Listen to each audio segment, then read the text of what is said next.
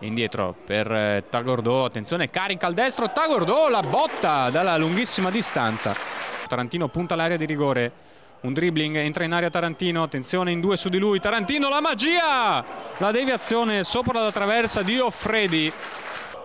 Ancora lancio lungo a cercare Pesenti, attenzione l'aggancio splendido in area di rigore, si gira Pesenti indietro, Belotti, Campironi, salva tutto il portiere del Treviso. Si accentra Tarantino, una finta di corpo, si libera, prova il sinistro, palla fuori di poco.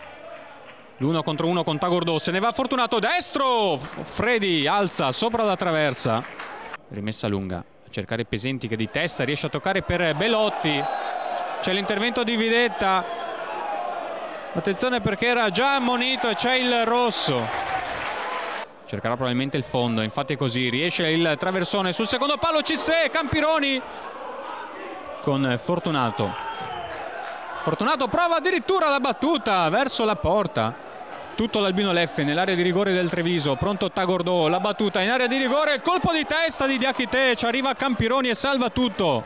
Credo che dal punto di vista della prestazione, dopo i primi 10-15 minuti del primo tempo dove abbiamo sofferto questa palla alle spalle, che tra l'altro sapevamo, comunque vabbè lasciamo stare, e credo che si sia messi nei giusti binari, abbiamo avuto qualche occasione, qualche tiro da fuori e siamo stati pericolosi, ma abbiamo pensato insomma più che altro a ripartire, credo che stavamo ordinati in campo, abbiamo rischiato poco se non so qualche tiro da fuori. C'è un lago lì vicino da voi, un laghetto artificiale dove ci sono molti rospi e la notte questi rospi mangiano delle lucciole che sono lì intorno.